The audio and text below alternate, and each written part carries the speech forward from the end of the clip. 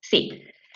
Bien, como les contaba, para empezar puntuales también, para empezar este conversatorio, a cargo en esta oportunidad del doctor Arturo Álvarez, le doy la más cordial bienvenida a este conversatorio denominado Keep Calm, conversemos de salud mental, impulsado desde el programa de salud mental de la universidad denominado Promoción del Autocuidado y Prevención del Estrés.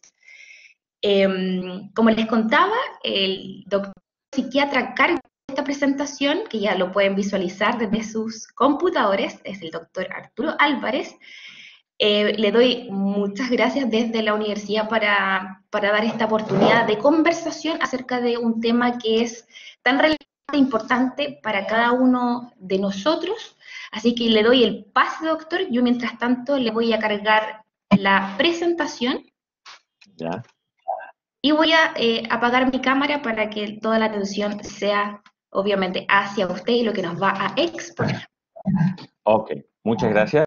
Oye, la verdad es que, bueno, para mí fue una sorpresa porque esto que partió como una suerte de conversatorio local, me enteré ayer que era un conversatorio más bien global.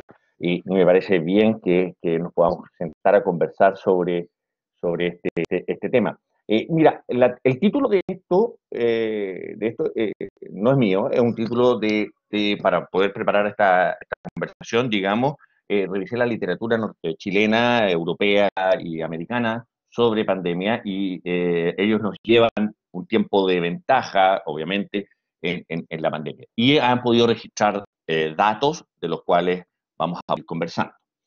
Ahora, eh, vamos a contextualizar este tema. Yo creo que la pandemia es un proceso complejo, global, que nos pilla a todos eh, sin, sin una preparación, al parecer, previa de cuánto es esto.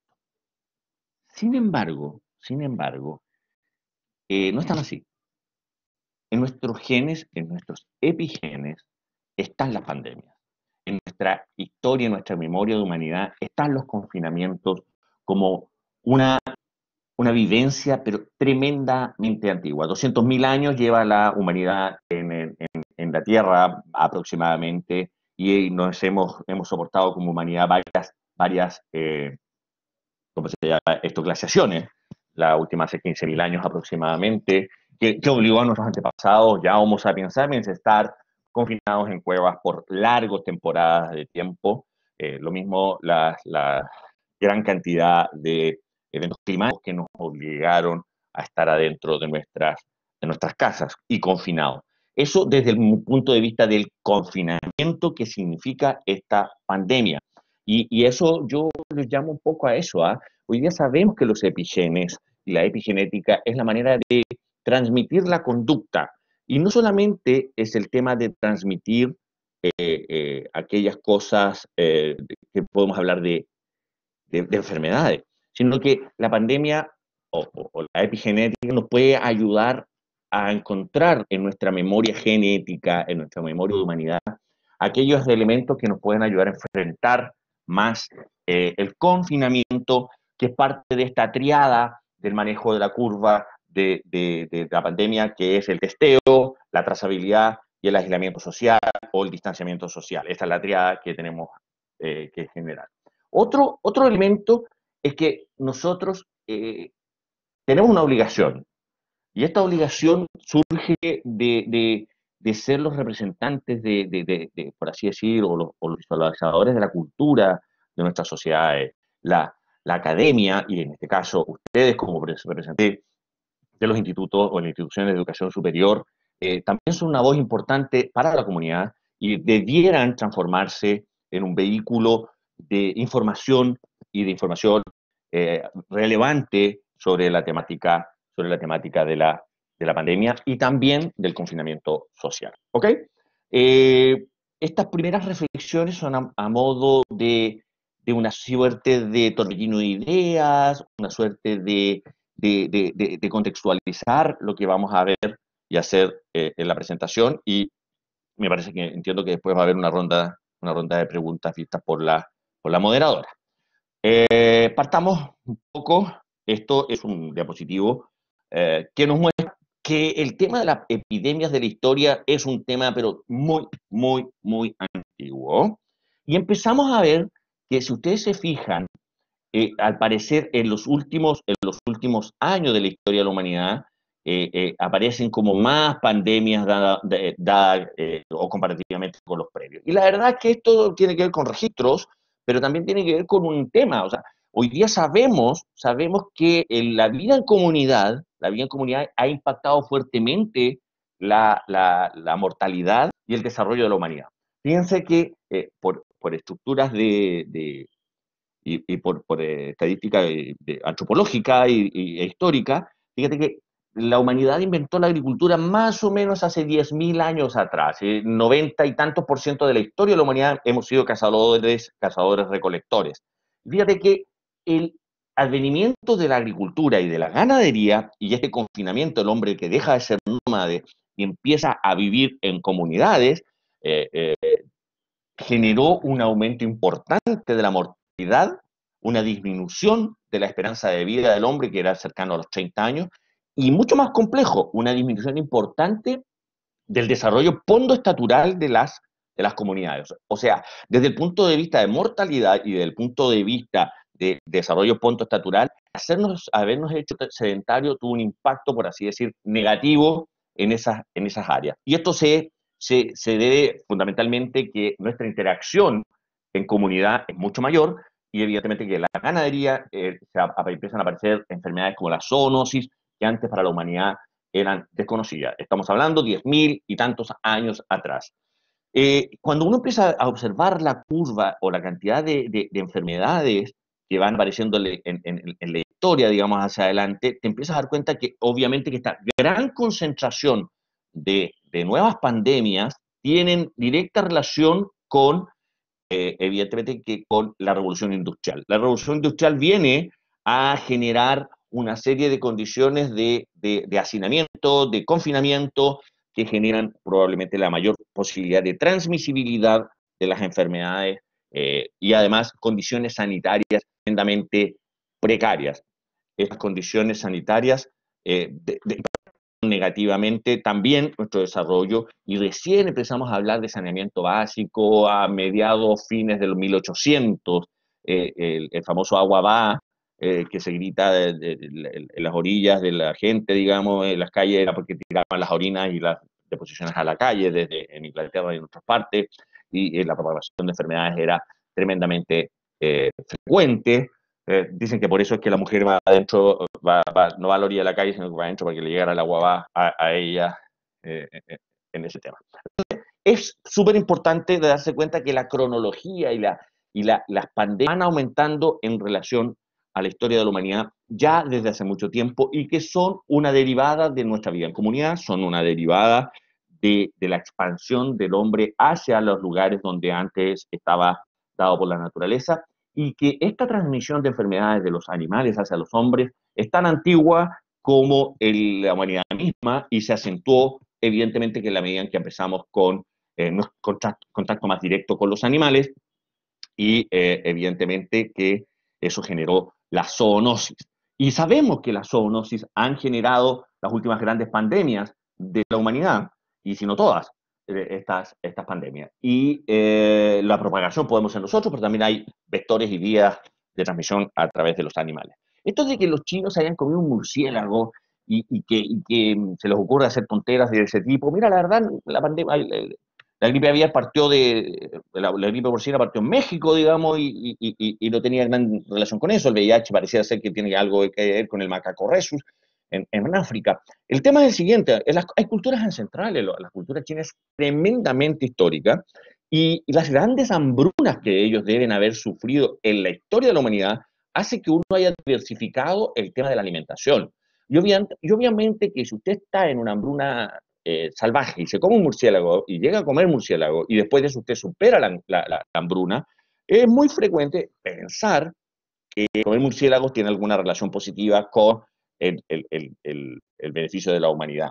Y a esto les quiero señalar, o sea, además de estas grandes pandemias de la humanidad que estamos visualizando en la diapositiva, La humanidad se ha enfrentado históricamente a una serie de debacles personales, o sea, históricas, que no tenemos tan claro. La mortalidad de tuberculosis es enorme. Hoy día la mortalidad de tuberculosis más o menos es de 1,5 millones de habitantes, de personas al año en los últimos, en el año 2018. Esas son estadísticas del 2018.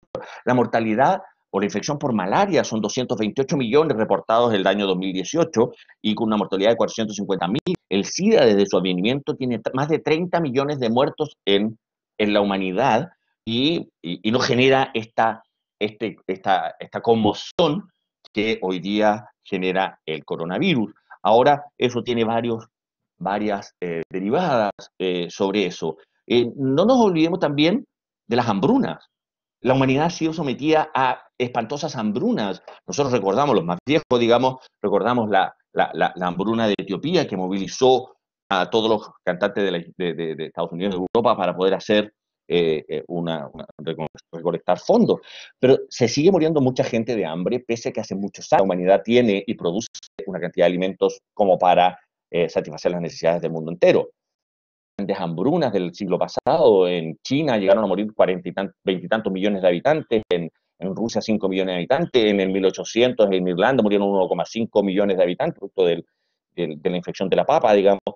Eh, en Etiopía, en Biafra, en África, la cantidad de gente que hoy muere de hambre es enorme. Quiero señalar esto a propósito de que siento que el coronavirus es la más mediática de las pandemias que ha vivido la historia y tiene que ver con este gran acceso a la información. No le quiero bajar el perfil al coronavirus, quiero decirles que está en nuestra memoria génica y está en nuestra historia de la humanidad el enfrentar estas pandemias, y quiero pensar positivamente, quiero ver el vaso medio lleno y no el medio vacío de la pandemia. Quiero decirles que la humanidad vivió hace 80 años, 75 años, una masacre, 70 millones de muertos en la última gran guerra, 70 millones de muertos en la última guerra mundial. Y eso fue hace muy poco tiempo. Pareciera ser que esta preocupación por el coronavirus podríamos estar pensando que hay una mayor valoración de la vida humana, hay una mayor valoración del cuidado de la salud, hay una valoración donde por primera vez la humanidad parece que se pone de acuerdo para no saturar los hospitales, para evitar la mortalidad, y estamos todos preocupados de ello. Si usted compara las cifras del coronavirus, cosa que me parece de mal gusto, usted se fija que es una pandemia grave que puede generar altísima mortalidad y saturación de nuestros sistemas sanitarios, sobre todo si lo comparamos con la H1N1 o con el primer coronavirus que tuvimos hace unos años. Pero la verdad es que quiero decirles que esta es la primera vez que al parecer la humanidad quiere revertir esta locura que aparece en esta diapositiva. O sea, no quise poner los datos duros sobre gasto en armamentismo a nivel del mundo, pero esto está puesto hoy día encima de la mesa. O sea, la cantidad de millones de dólares que invierte el mundo entero para prevenir ser atacado por otro país es infinitamente superior a lo que invertimos per cápita y en gasto mundial solo para prevenir ser atacados, y no hemos prevenido, no hemos invertido nada comparativamente para prevenir una cosa tan esperable en la historia de la humanidad como una pandemia. Hoy día sabemos que la humanidad está expuesta y va a seguir estando expuesta a esta zoonosis y a estas pandemias. Y por lo tanto, como humanidad debemos investigar fuertemente en esas áreas, intentando convivir de mejor manera con las zoonosis que sabemos van a seguir sucediendo. Entonces, ahí hay un cuadro comparativo que también obtuve de la web, digamos, de lo que significaría poder transformar o trasladar el gasto militar en medidas sanitarias que podamos aplicar, digamos. Pero la situación es mucho peor cuando vemos lo que sucede en salud mental. La salud mental, por la historia, es la hermana pobre de la medicina. La salud mental, en el 1850, En el 1860 ya sabíamos sobre los microorganismos, ya sabíamos la patogenia de muchas enfermedades y seguíamos confinando a los pacientes y enfermos psiquiátricos en manicomios y los sentíamos con posesiones demoníacas y el estigma de la enfermedad mental sigue siendo un gran problema. Eso se ve que es el mando pobre, además del, de la, se llama? Del gasto de salud. El 2%, no del PIB, el 2% del gasto de salud mundial es para salud mental. Y la carga de enfermedad mental en la población mundial, la carga, vale decir, el peso que tiene eh, la salud mental en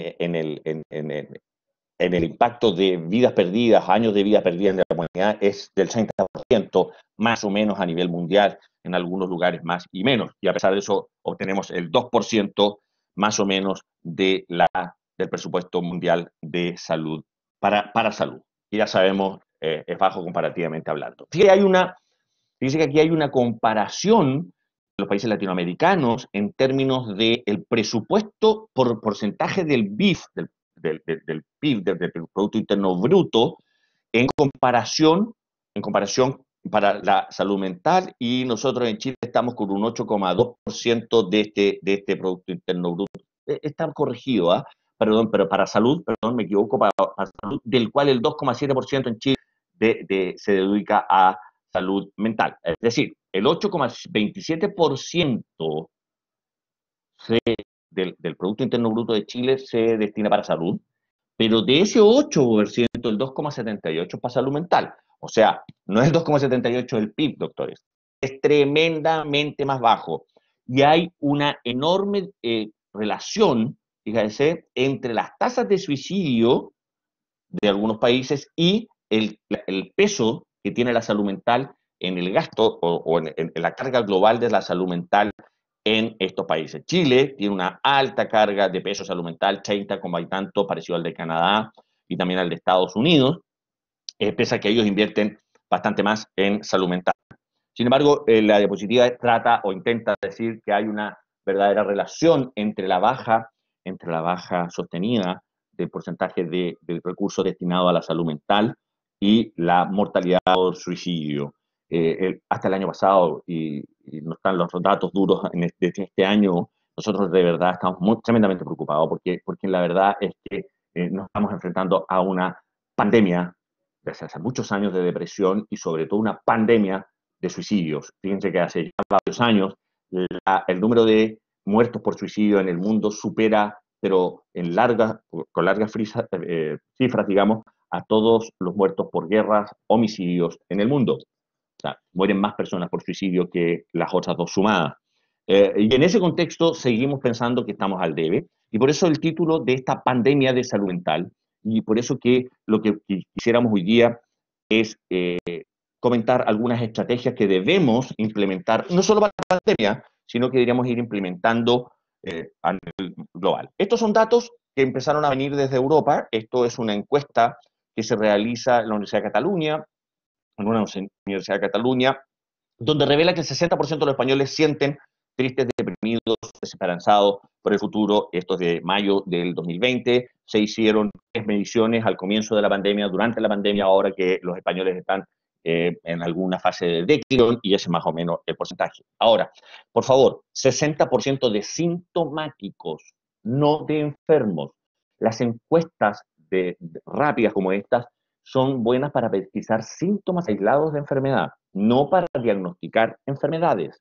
En el fondo, los estudios que nos van a demostrar cuánta es la enfermedad que se produce secundario al coronavirus van a venir más adelante, pero lo que sí es claro es que mucha de esta gente que hoy día parecía sintomática antes del coronavirus no presentaba síntomas ni ni de depresión ni de ansiedad.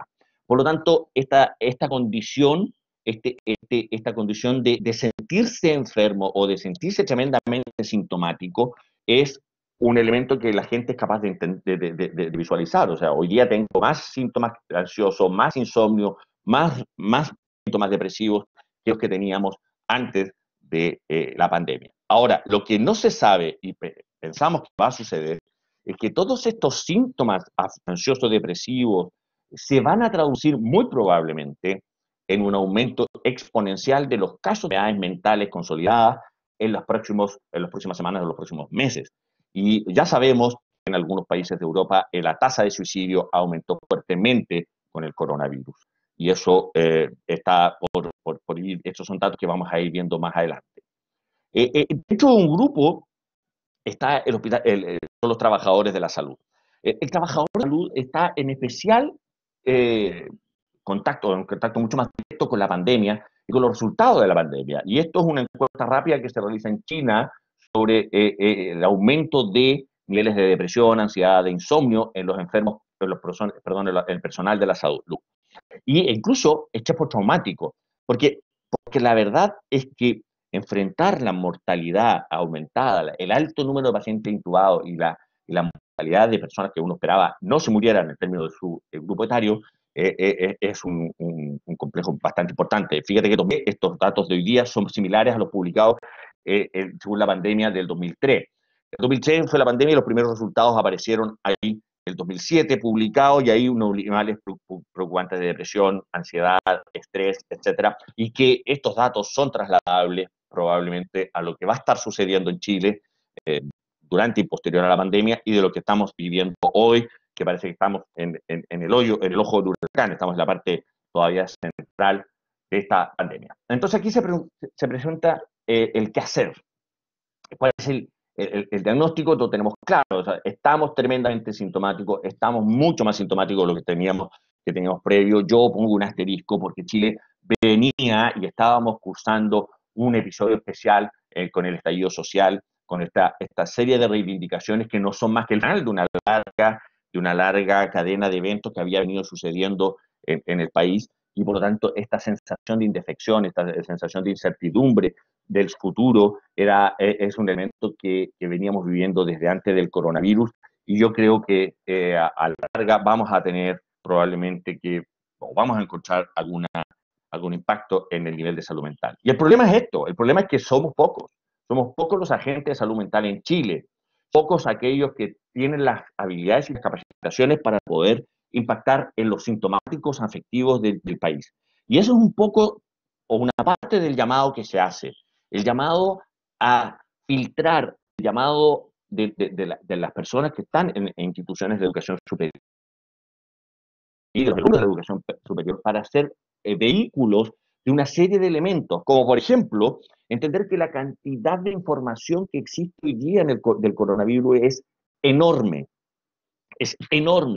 y es necesario filtrar aquel dato duro, fijar aquel dato duro de la salud mental o de los impactos del coronavirus, de aquellas especulaciones. Hoy día, hasta los más técnicos y los más científicos hablan de opiniones, hablan de teorías sobre lo que puede llegar a suceder, la carga viral, la respuesta individual, la respuesta racial, la respuesta en función de invierno-verano. Yo creo que este coronavirus es así como les decía, para expresar nuestros genes históricos de confinamiento, pero también una época para entender que no va a pasar nada en nosotros mismos y no esperemos nada de nosotros mismos y de nuestras comunidades a propósito de la pandemia. Nadie va a cambiar, ni tengan esperanza en eso.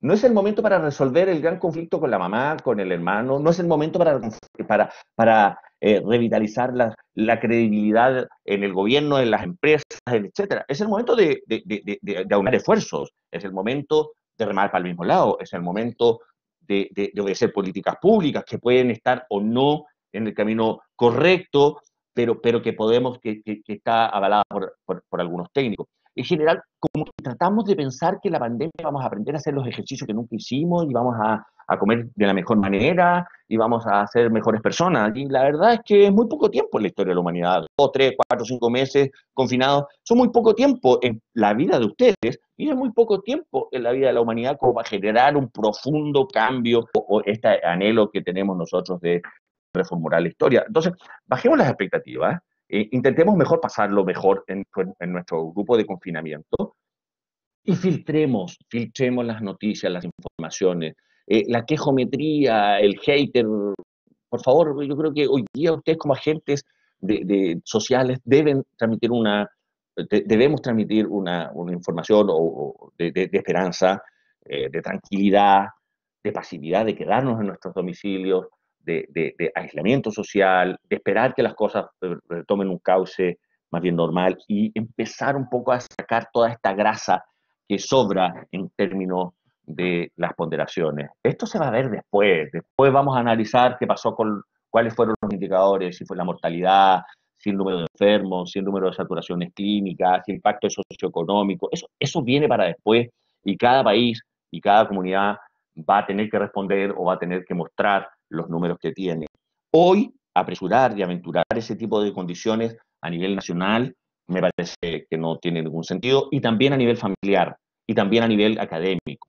Nadie puede decir que la videollamada, las videoconferencias son mejores, son peores, que yo no pagué por esto, que lo que me están dando no tiene la misma calidad. O sea, estamos todos en una condición de excepción y estamos tratando de hacer, en lo personal y en la comunidad académica en la universidad, estamos tratando de hacer el mejor esfuerzo posible de la cantidad de reuniones que hemos tenido a través de los docentes, a través de las plataformas, son muchísimo más que las que teníamos cuando estábamos haciendo clases presenciales y hemos tenido compartir como docente nuestras experiencias en cuanto a esta cosa nueva que es el aprendizaje a distancia. Y creo que la evaluación es posterior, la evaluación viene después y claramente todo es mejorable y es perfectible. Entonces, ese es un llamado súper importante que creo que entendamos para poder eh, aliviar la carga angustiosa y ansiosa de esta pandemia. Estamos haciéndolo lo mejor posible, sigámoslo haciendo lo mejor posible, pero no nos desesperemos por obtener resultados inmediatos y por poder llegar a evaluar inmediatamente los procesos que estamos señalando. ¿Ya? Eh, bueno, ¿qué tenemos claro? ¿Qué se sabe hoy sobre el coronavirus? Que ha aumentado, esto es en Europa, el consumo de alcohol. Fíjate que las primeras semanas del confinamiento, las compras de los supermercados a través de manera directa o a través de delivery, apuntaba a elementos de necesidades básicas, tallarines, arroz y alimentos. Y ha ido cambiando drásticamente hacia un alto consumo de alcohol en las comunidades y también un alto consumo de comidas, no sé si comida chatarra, pero bastante más dulces. Y este snack, fíjate que los reportes de los supermercados europeos hablan de un aumento sostenido del consumo de snack. Parece que la vida saludable se nos ha ido olvidando un poco y estamos dando paso más bien al alcohol y estas comidas como de picoteo, digamos, que han tenido un fuerte aumento. En una época, hace unas semanas atrás, había aumentado muchísimo el consumo per cápita de harina de los supermercados, cosa que se había visto en muchos años. Había aumento del consumo de alcohol y drogas, gran ansiedad, depresión, insomnio. Oye, el insomnio es algo que está complicándonos muchísimo. Por varias razones, porque hay una dificultad para entrar en la fase del sueño, digamos, porque hemos trasladado la hora de dormir hacia más tarde, y eso lo que ve es muchas veces más que el insomnio, es como se ha trasladado a fase del sueño, donde antes yo me dormía más temprano y me levantaba más temprano también, a una fase que se ha atrasado. Mira, ahí hay una serie de consideraciones que tienen que ver con el ritmo circadiano y que habrá que ver más adelante. Además de esto, hemos tenido estrés postraumático, aumento de suicidio. Eso es claro, y el estrés postraumático lo vamos a ver más adelante. Afectaciones psicosomáticas, muchísimo más. Este síndrome de soledad inquieta, en el fondo, el enjaulado, esta cosa de estar dentro de la casa confinado, dándose vueltas y intentando estar tremendamente proactivo, pero por otro lado con una gran posibilidad o una gran dificultad que tenemos para poder gastar toda esta energía. Y el miedo, este síndrome de la cabaña, que es el miedo a salir de la casa. Ha incrementado notoriamente la consulta por trastorno obsesivo compulsivo. Nuestros pacientes TOC han exacerbado su patología, pero sobre todo aquellos pacientes que tenían un cuadro obsesivo, ya, pero ya, son preguntas más adelante. Y tenemos todo este tema del lavado obsesivo de las manos, estos hipocondríacos que han tenido mucho más. Yo he visto acá en la consulta muchísimo más consultas de ese tipo. ¿Ah? ¿Qué podemos hacer para esto? Bueno, los 3 pasos para aplanar esta curva de necesidad de salud mental que se viene para adelante, que ya tenemos eh, algunos elementos importantes, digamos, tenemos la presión. ¿Ah? Primero que nada, como les comentaba, un llamado a la respuesta individual. ¿Ah? Ya vamos a ver que vamos a estar más inciertos, la incertidumbre es algo que viene generando en la humanidad siempre mucha ansiedad.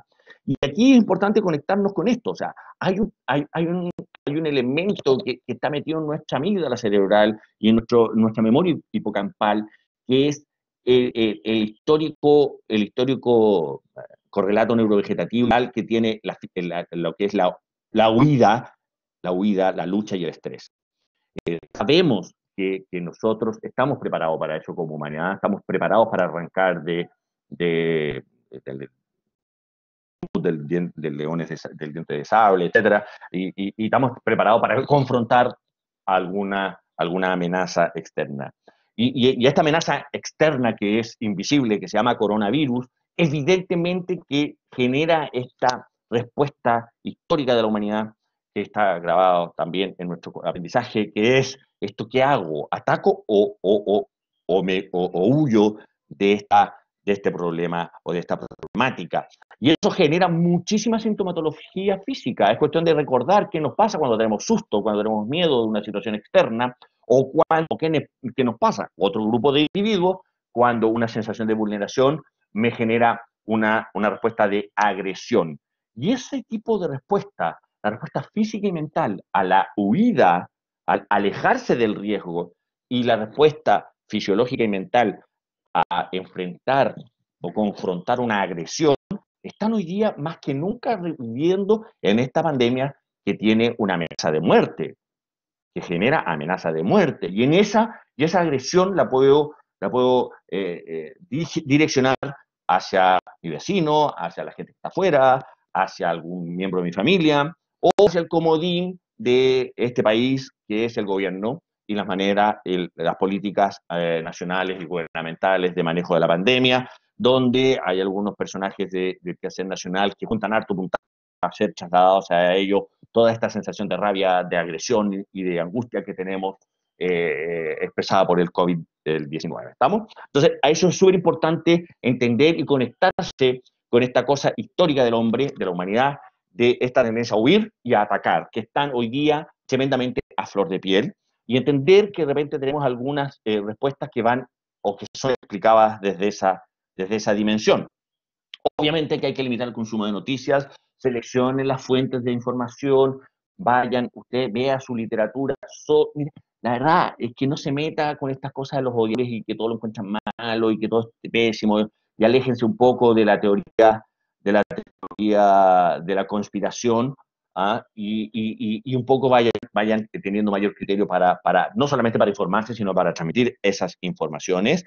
Hagamos actividades regulares de alimentación, de sueño, de ejercicio, aumentemos la conexión social. Estas instancias que tenemos ahora son tremendamente importantes y sirven muchísimo para poder manejar la pandemia. El segundo nivel sería un nivel más bien de intervención, donde los tratamientos novedosos, esta cosa que no existía anteriormente, como por ejemplo la intervención en crisis, la intervención en trauma, la depresión, la ansiedad, son importantes síntomas que hay que ir a trabajar.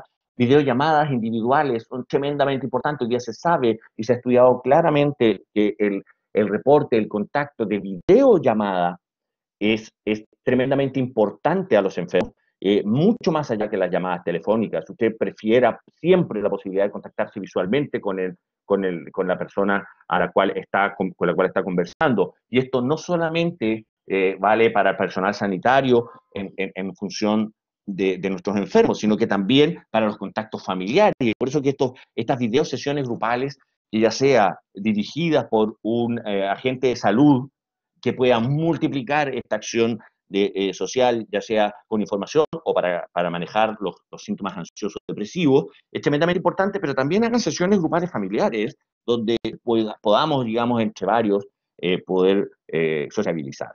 Las visitas domiciliarias han sido súper importantes, son mucho más complejas de realizar, tienen que ver con todo este tema del distanciamiento social, pero crean que cuando el equipo de salud, en este caso el equipo de salud primaria, que ha demostrado, que ha demostrado llevarla en la pandemia, de verdad son tremendamente importantes. A veces aproximarse a la reja de un adulto mayor que está confinado y en condiciones de mucha soledad es realmente importante para los elementos de salud mental. Y el tercer nivel de intervención claramente va a ser conciliar estos dos elementos. Bueno, perdón, intervención también es probable de la familia, perdón, esto es un tema muy grande. La mortalidad del COVID nos hace no solamente no poder sepultar de manera tradicional a nuestros muertos. Las prácticas del duelo, la práctica tradicional de duelo y de pedir a nuestros muertos es algo que en la humanidad ha sido tremendamente importante. Las medidas de confinamiento nos obligan a enterrar a nuestros muertos de COVID y no COVID de una manera excepcional, y eso va a generar probablemente un aumento de la patología del duelo, y yo creo que hay que desplegar una serie de otros de elementos que antes no podíamos tener en este sentido, ¿ya? Y hay que tener cuidado, ¿ah? Porque nos vamos a enfrentar al duelo y a la mortalidad, y a la morbimortalidad, a la morbilidad secundaria a esto, ¿ok? El nivel de integrar estos dos, ¿ah? ¿Cómo lo podemos hacer? Mira, hay que capacitarse, ¿ah? Estas son instancias de capacitación donde todos debiéramos participar. Hay que ampliar la red de intervención psicosocial a otro grupo de profesionales, por ejemplo, educadores, trabajadores comunitarios, salud mental, profesionales del desarrollo juvenil, equipo académico de la institución de educación superior, o sea, el equipo académico de educación superior como transmisores de esto, y evidentemente que los alumnos de las instituciones de educación superior como transmitidores de estos mensajes y de estos manejos sociales de esta pandemia, de ser capaces de entregarle a la comunidad lo relevante en información y, y este mensaje no sé si de esperanza, pero de buen manejo. ¿Eh? La fuerza laboral aumentará los esfuerzos para prevenir y también desarrollar la capacidad del sistema para intervenir y mitigar el enorme impacto emocional que se espera vaya a existir y vayamos a tener como resultado del coronavirus. Espero que esta rápida visualización del contexto nacional y podamos canalizarla en preguntas que hayan surgido de ustedes. Yo no quise meterme tanto en el contexto de los números de Chile por varias razones, porque hoy día estamos todavía generando estas estadísticas y no hay ningún estudio que muestre esto. Y lo que sucede a nivel nacional hoy día tiene que ver un poco con la opinión personal y creo que no era al alcance de esta charla, digamos, pero más o menos pretendí darles un contexto de lo que ya se sabe en los países que han pasado por esto un poco más adelantado que nosotros, y un contexto más bien histórico de nuestra humanidad. Así que ahora nuestros moderadores van a ver cómo canalizamos el tema de las preguntas. Quedo atento. Bien, abrimos el chat para que hagan preguntas. Yo he ido anotando para que no se nos vayan estas preguntas súper importantes en paralelo. Así que vamos a empezar a leer a Enrique Orellana. Él preguntaba, ¿cómo afectaría a la salud mental la sumatoria de estallido social sumado al coronavirus? Del 18 de octubre estamos viviendo situaciones extraordinarias. ¿Nos hace más susceptibles a patologías mentales a los chilenos que a alguien de otro país? A ver, teorizando. Primero, la pregunta tiene como dos partes. La primera es que esta sumatoria de eventos. Sí, fíjate que Chile tiene algunas experiencias sobre estos, comillas, traumas. El terremoto del 2010 y el tsunami generó una problemática de salud mental importante en la población, y nosotros esperábamos encontrar un aumento exponencial de trastorno por estrés postraumático. Y lamentablemente los estudios serios, digamos, y epidemiológicos se basan en encuestas que aplican tablas internacionales de diagnóstico. Entonces, desafortunadamente, por ejemplo, para estrés postraumático, que voy a inventar, ustedes de 10 síntomas tienen que tener 7, para ser estrés postraumático, con 6 no es estrés postraumático, entonces no califica como un enfermo mental de estrés postraumático. Sin embargo, si usted se analiza antes del terremoto, usted tenía 1, y hoy día tiene 6. No alcanza a llegar a los 7 para transformarse en un enfermo de esto, pero, sí, pero su sintomatología interna aumentó de una manera impresionante. Entonces, en eso yo creo que sí, nosotros estamos viendo absolutamente un aumento de la consulta por enfermedad mental. No sé si necesariamente se va a traducir en mayor cantidad de enfermos depresivos, enfermos ansiosos, pero sí, hay una enorme cifra de pacientes con ese tipo de problemas. Ahora, en cuanto al contexto mundial, sí, Chile la lleva y no somos el peor país del mundo, pero sí tenemos una tasa de depresión muy alta. Nuestra tasa de suicidio no es la más alta del mundo, pero ha ido aumentando en relación a lo que era tradicional. O sea, nosotros hablábamos de una tasa más o menos de 8 por 100.000 habitantes, hoy día estamos en cerca del 12 por 100.000 habitantes, considerando hombres y mujeres. Y claramente sí, probablemente podemos una mayor afectación. Yo creo que vamos a sentir mucho cansancio, sentimos una sensación importante de indefección, y creo que la desesperanza es un elemento que debemos combatir. Yo sé que es malo compararse, yo sé que las comparaciones son odiosas y que a veces el costo de lo que hemos generado como país y como sociedad los pagan muy pocos o se produce una gran brecha. Sin embargo, en el contexto latinoamericano y en el contexto mundial estamos bien preparados. ¿Ah? Debiéramos poner el acento en aquellas cosas que nos han hecho fuertes en este últimos 30, 40 años, y evidentemente no perder el foco en la capacidad que tenemos de mejorar una serie de elementos que están pendientes de mejorar. Pero eso yo creo que es un llamado lento, paulatino, que no debiera seguir convocando la confrontación, sino que más bien eh, sacar como elemento esta interacción o esto, ¿qué hago yo por mejorar el estatus nacional?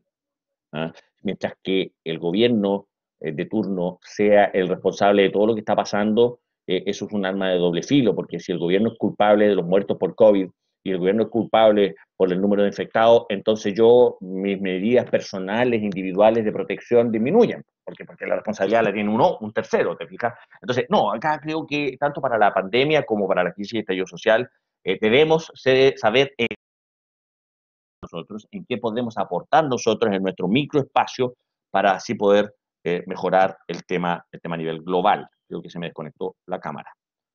¿Qué otra pregunta? ¿Estoy conectado?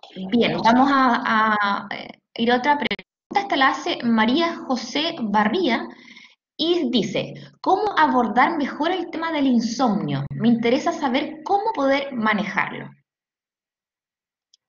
Es, es muy interesante lo del insomnio, fíjate. Mira, primero que nada, estrategias que decimos nosotros de higiene de sueño. Lo primero es la higiene de sueño.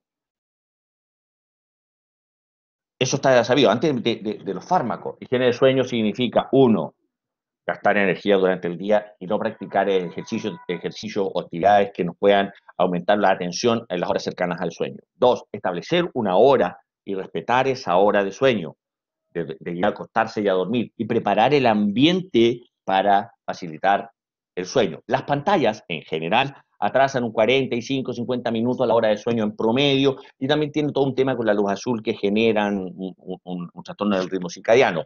También es importante, por ejemplo, la alimentación. No consuma alimentos menos ricos en calorías antes de las horas del sueño. El tema de los líquidos, hay que aplazarlo o cortarlo tempranamente. Eh, Importante elegir el sueño que debíamos, y estos han sido siempre recomendaciones, es destinar el lugar para dormir solo para dormir. Nosotros lamentablemente en la cama vemos tele, almorzamos, comemos, es una instancia de reunión social y familiar, y resulta que eso también atenta un poco contra la higiene del sueño.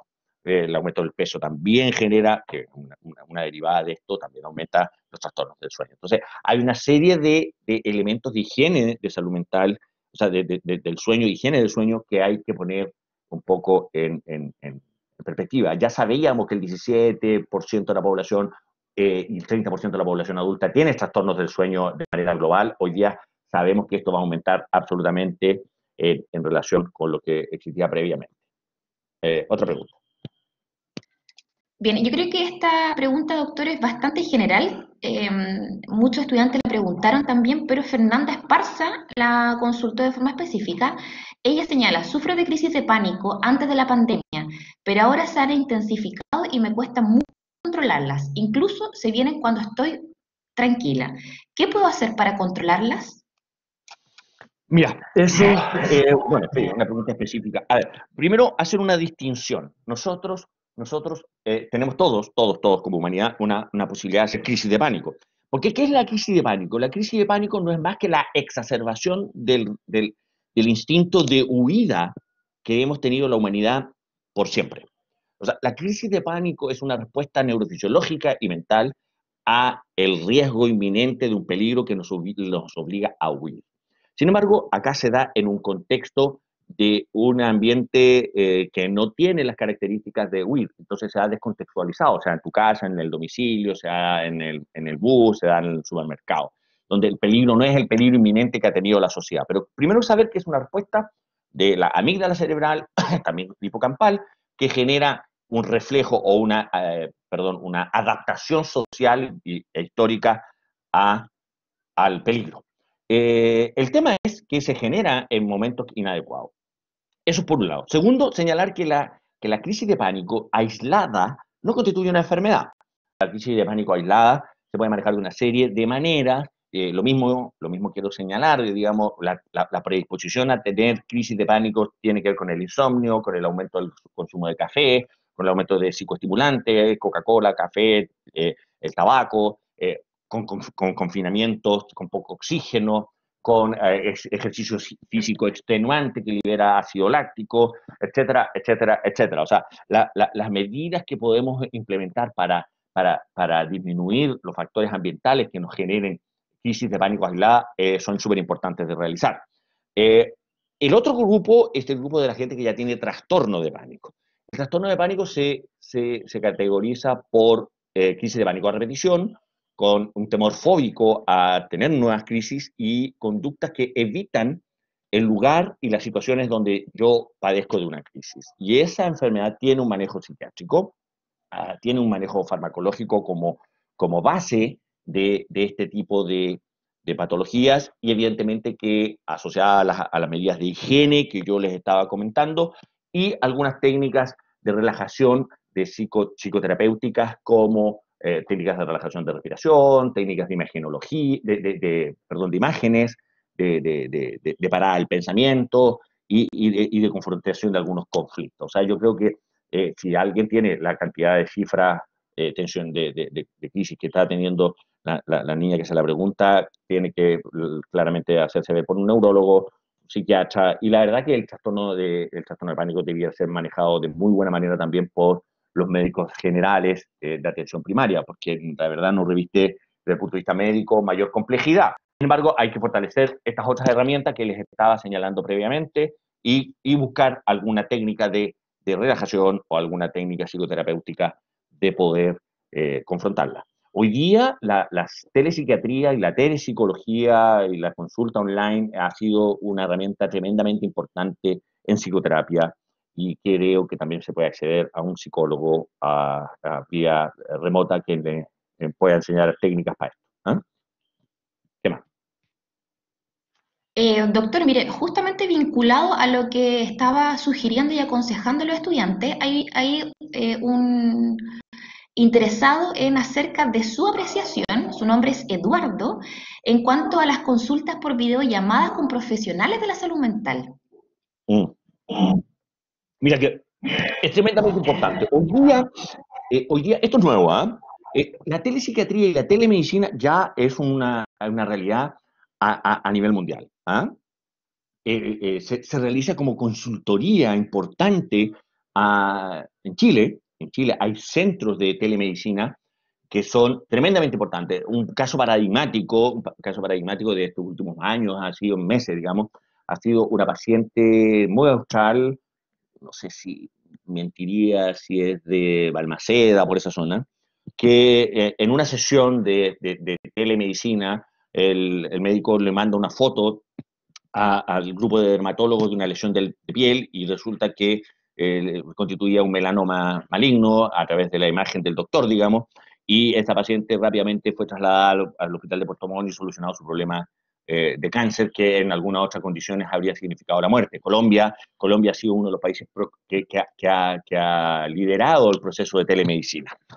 Teniendo eso claro, en la parte de psiquiatría y psicología, ¿ah? Psiquiatría y psicología, sabemos que esto es un método que hoy aparece como sustitutivo por la imposibilidad física de contactarnos con los pacientes y con el distanciamiento social. En lo personal, creo que ha sido mucho más fácil la telepsiquiatría en mis enfermos, mis pacientes históricos.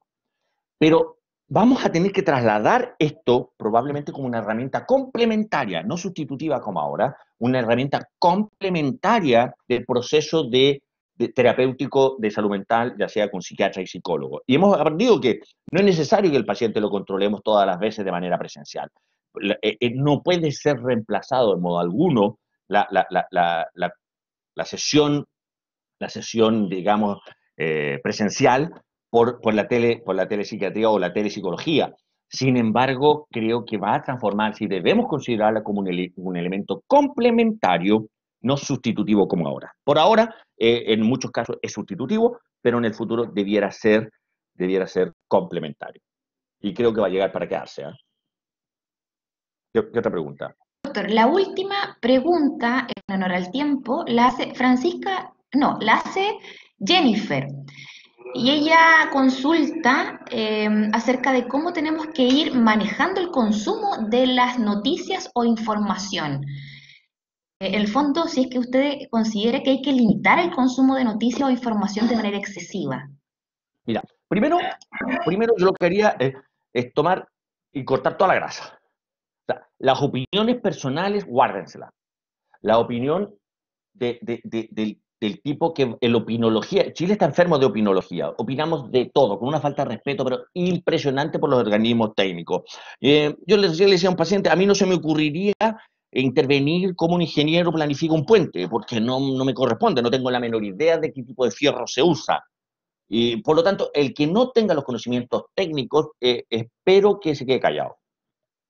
Eso es por un lado. Dos, quien tenga la capacidad hoy de decir exactamente cómo se deben hacer y implementar las políticas públicas de salud, está mintiendo. Porque nadie sabe. Esto es algo que es nuevo en términos del tipo de virus, en términos del tipo de cosas, las cosas se pueden haber hecho muchísimo mejor. Hoy día sabemos, por ejemplo, que el confinamiento de los menores de 15 años no tiene un gran sentido a nivel epidemiológico, porque al parecer este virus infectaría a niños solamente si la carga viral fuera excesiva, pero el virus se engancha en una proteína de membrana del sistema respiratorio de los adultos, que los niños no tienen este gancho para que se enganche el virus. Entonces, podría alguien dicho, bueno, entonces ¿por qué suspendimos las clases de los niños? Sí, podría ser, pero ¿quién cuida a esos niños? ¿Quién los traslada? Son adultos y los niños son vectores. Entonces, hay ponerse a polemizar sobre las medidas que pudieron ser mejores y peores. Bueno, sí, probablemente los niños están confinados en las casas y menos en los parques pudiera ser, pero ¿quién cuida a esos niños? Entonces, aquí, por favor, tener tremendo cuidado y eso yo le pediría que empleáramos el sentido común, que es el menos común de los sentidos, pero eso por un lado. Dos, buscar fuentes de información. Yo sé que hay toda una teoría de la conspiración en términos de que unos dicen unas cosas y los otros dicen otras, y porque detrás hay intereses creados, pero búsquese esas fuentes de información, las que tengan valorar, la que usted valore como más certeras. Cuidado, que de repente nos gustan los medios de comunicación que piensan y dicen las cosas que me gustan. Y si sigo siempre viendo esos mismos, voy a tener siempre la misma visión. Yo creo que eso es importante, pero sobre todo eso, eliminar la opinología, tranquilizarse, ver cómo estamos haciendo las cosas, un llamado a la comunidad, un llamado a nivel individual y local, y no contaminarse con las fake news. Hay algunos buscadores de Internet, hay algunos sitios de Internet donde usted puede cotejar la información corta ese pedazo y lo busca. Google tiene uno y me parece que, no sé si Facebook otro, tiene otro, donde usted corta el pedazo de información que aparece, lo mete ahí y le va a decir inmediatamente qué probabilidades tiene de que eso que usted está escuchando sea una noticia, una fake news. ¿Ah? ¿Qué más? Doctor, ya damos por finalizada la conversación. Por mi parte, ahí voy a abrir la cámara. Por mi parte, agradecerle desde la universidad y desde el equipo de bienestar por esta maravillosa, como también fui escuchando y leyendo a los estudiantes, que les sirvió mucho. Así que muchas gracias al doctor y psiquiatra, ¿cierto? Arturo Álvarez, por su tiempo, dedicación y el espacio de conversación que obviamente es importantísimo poder darnos y generar este espacio de conversación. Recordarles también que esta fue la charla magistral, la inaugural de nuestro conversatorio que va a durar hoy día y mañana. Así que los dejo más que invitados al taller que se va a realizar hoy día a las 19 horas, que es un taller práctico de pausas de relajación dictado por la psicóloga Carolina Reyes. Mañana, en el mismo horario, a las 12, va a haber una charla también magistral que habla y abarca la estrategia de autocuidado en tiempos difíciles, dictado por la psicóloga Macarena Parra. Y para finalizar, mañana también a las 19 horas tendremos una charla enfocada en familia, violencia doméstica y salud mental por el psicólogo Tomás Cano. Así que esta fue una excelente forma de dar reflexión de lo que nos está pasando a nivel país, sobre todo en lo que usted sugería, doctor, que es la futura, espero, pandemia en salud mental y cualquier cosa, ¿cierto?, que uno pueda acoger como una estrategia preventiva o promotora es bienvenido. Así que reitero mi gratitud eh, a los estudiantes que, por favor, no se vayan todavía, respondan la encuesta de evaluación al taller. Para nosotros es súper importante tener su apreciación y sus proyecciones de futuros talleres. El taller también va a estar descargado en nuestra página desde mañana, así que ahí lo pueden visualizar de nuevo si es que tienen alguna duda, si es que tuvieran que pausar en algún momento, va a estar ahí también. Y bueno, los contactos de los orientadores de todas las sedes. Así que muchas gracias, doctor. No sé si quiere dar algunas palabras finales. Yo creo que todos estamos con una obligación que tenemos que plasmar en este tipo de actividades. Tremendamente abierto para las consultas, para las conversaciones, para el cambio de opiniones y llamar de nuevo a nuestros alumnos a tener altura de miras, a ser agentes de información concreta, veraz, a dar un llamado de esperanza, a ver aquellas cosas que estamos haciendo bien y sí, quizás señalar algunas que pudieran mejorar. Usemos la palabra mejorar, usemos la palabra hacer mejor las cosas y seamos agentes de transmisión, de tranquilidad para nuestra población. Somos los de educación superior, los alumnos y los docentes, los encargados de hacer país, de hacer de Chile una mejor lugar para vivir. ¿Ok? Abierto para este tipo de actividades, las que sea, y bueno, que les vaya muy bien, disfruten la pandemia, disfruten de la familia. No quiero escuchar a ninguno de ustedes en 20 años más decirme qué daría yo por estar 3, 4 meses confinado como lo estuvimos en la pandemia y no la aproveché. Así que, por favor, esto es para contárselo a los nietos y que les vaya estupendamente bien. Muchas gracias. Muchas gracias, doctor. Un abrazo de despedida también a todos los presentes. Gracias por asistir.